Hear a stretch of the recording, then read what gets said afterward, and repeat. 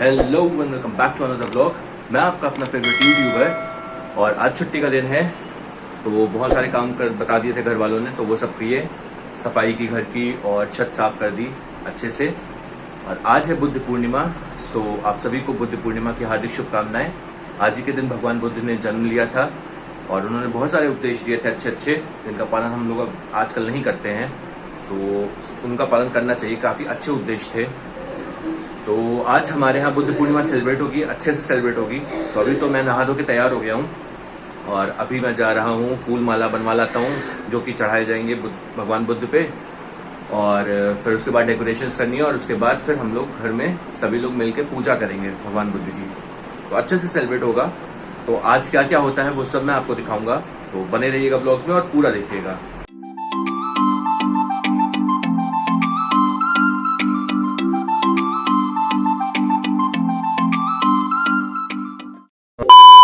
और अभी आ गया है मेरा नाश्ता। सो आज नाश्ते में बना है पोहा। सो पोहा है, बिस्किट है, रस्क है और एज यूजुअल मेरा फेवरेट जो चीज़ है दूध। और हमारी बच्चा पार्टी खा रही है, बब्बू भी खा रहा है और दीदी देखो खाना दे रही है। और ये एज यूजुअल आलसी बच्चा हमारा आज जल्दी उठ गया है ना, क्योंकि आज इसको तैयारी करनी, डेकोरेशन। बहुत बिजी है इधर भैया।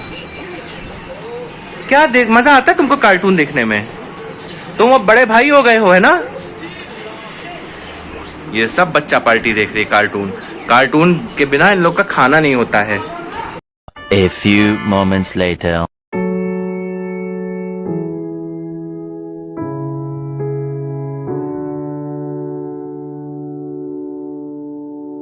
सो अभी फाइनली देखिए सेटअप बना दिया है और बीच में देखिए भगवान बुद्ध विराजमान है, बगल में बाबा साहब भीमराव अंबेडकर जी हैं और कुछ ऐसा है सजाया। सो अभी थोड़ी देर बाद सब लोग नहा धो के तैयार होके अच्छे से फिर पूजा करेंगे यहाँ पे। सो अभी मिठाई ले आए हैं और यही भगवान बुद्ध पे अभी चढ़ाई जाएगी और फिर उसी का प्रसाद भी खाया जाएगा। सो दीदी देखिए क्या करें, दीदी लेटी आराम से। दीदी चलो, पूजा का टाइम हो गया है, चलो। सो अभी चलते हैं हम लोग मिठाई लेकर। गौतम बुद्ध बौद्ध धर्म के प्रवर्तक थे। इनका जन्म 483 ईस्वी पूर्व तथा महापरिनिर्वाण 563 ईस्वी पूर्व में हुआ था। बचपन में उनको राजकुमार सिद्धार्थ के नाम से जाना जाता था।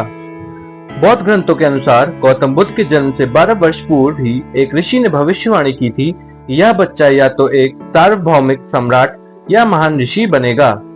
35 वर्ष की आयु में उन्होंने ज्ञान की प्राप्ति की थी। वह संसार का मोह त्याग कर तपस्वी बन गए थे और परम ज्ञान की खोज में चले गए थे। बुद्ध का गोत्र गौतम था। बुद्ध का वास्तविक नाम सिद्धार्थ गौतम था। उनका जन्म शाक्य गणराज्य की राजधानी कपिलवस्तु के निकट लुम्बिनी में हुआ था।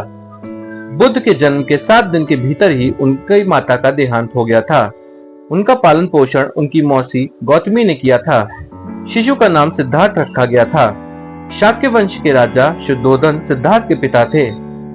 सिद्धार्थ के जन्म से पूर्व हुई भविष्यवाणी से परेशान होकर उनके पिता ने उन्हें तपस्वी बनने से रोकने के लिए राजमहल की परिधि में रखा।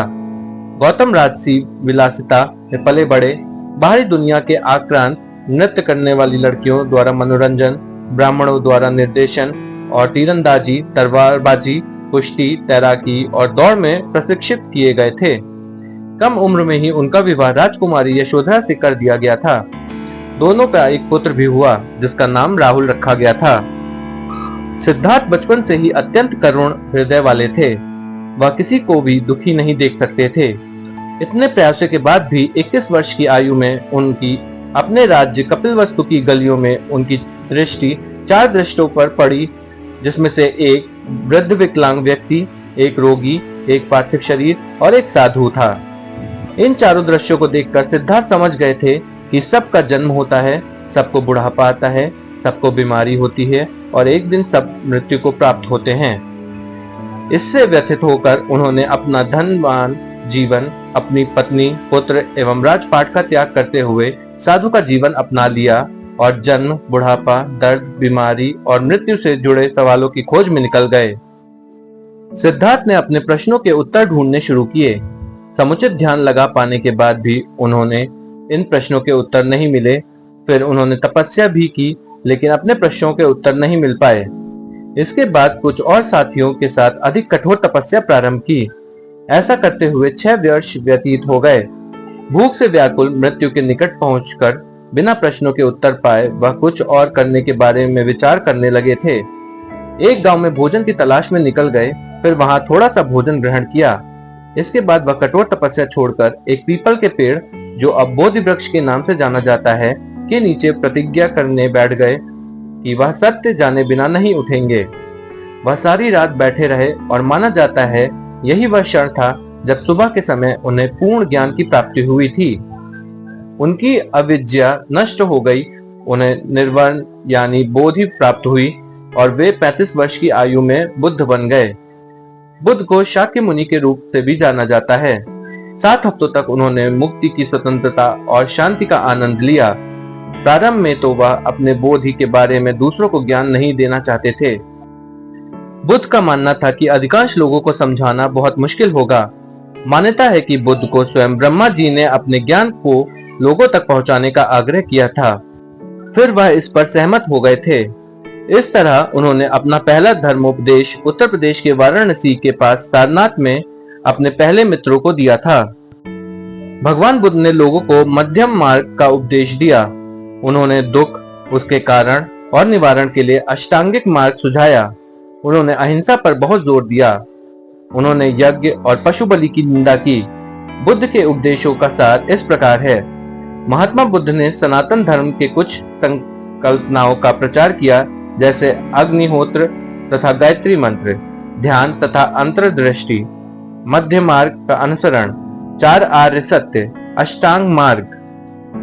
बुद्ध के धर्म प्रचार से भिक्षुओं की संख्या बढ़ने लगी। बड़े बड़े राजा महाराजा भी उनके शिष्य बनने लगे। भिक्षुओं की संख्या बहुत बढ़ने पर बौद्ध संघ की स्थापना की गई। बाद में लोगों के आग्रह पर बुद्ध ने स्त्रियों को भी संघ में लेने का अनुमति दे दी। भगवान बुद्ध ने बहुजन हिताय लोक कल्याण के लिए अपने धर्म का देश विदेश में प्रचार करने के लिए भिक्षुओं को इधर उधर भेजा। अशोक आदि सम्राट ने भी विदेशों में बौद्ध धर्म के प्रचार में अहम भूमिका निभाई। मौर्य काल तक आते आते भारत से निकलकर बौद्ध धर्म चीन, Japan, Korea, Mongolia, Burma, Thailand, Hind, चीन, श्रीलंका आदि में फैल चुका था। इन देशों में बौद्ध धर्म बहुसंख्यक धर्म है।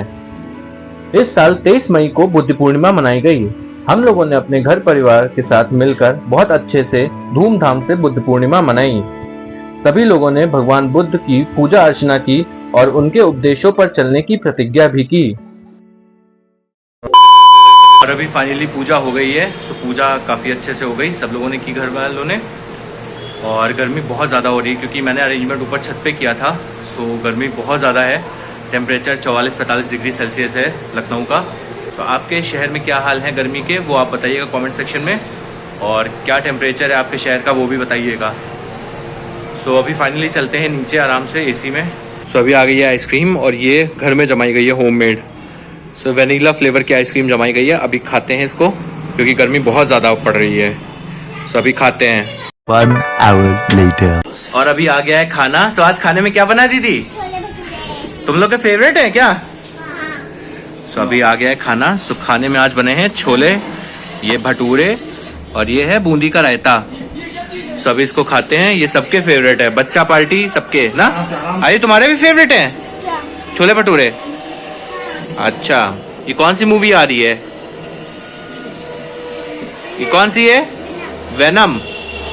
सो मूवी देखते जा रहे हैं और छोला भटूरा खाते जा रहे हैं। सो अभी जल्दी से खाते हैं इसको हम लोग। और अभी आए हैं लिज्जत पापड़, जो कि अच्छे लगते हैं छोले भटूरे के साथ और खाने के साथ भी। सो अभी इसको भी खाते हैं हम लोग। 3 hours later. और अभी जा रहे हैं हम दीदी को लेने डांस क्लास से, क्योंकि टाइम हो गया है और उनका डांस क्लास खत्म भी होने वाला है अभी।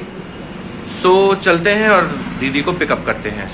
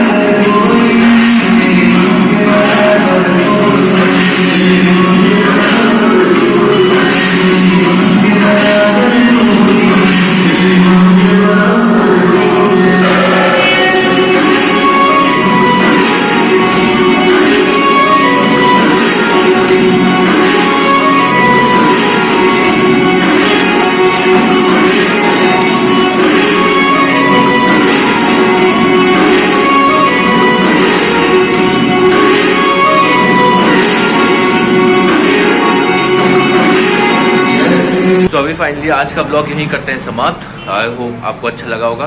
अगर अच्छा लगा हो तो चैनल को सब्सक्राइब कर लीजिएगा, ब्लॉग को लाइक करिएगा, शेयर करिएगा, कमेंट करिएगा। और बहुत लोग ब्लॉग्स नहीं देखते हैं तो यार छोटे मोटे ब्लॉग्स बनाता हूँ, छोटे से ही ब्लॉग बनाता हूँ मैं, देख लिया करो, टाइम पास हो जाएगा, एंटरटेनमेंट भी हो जाएगा। So signing off for the day, till then good bye.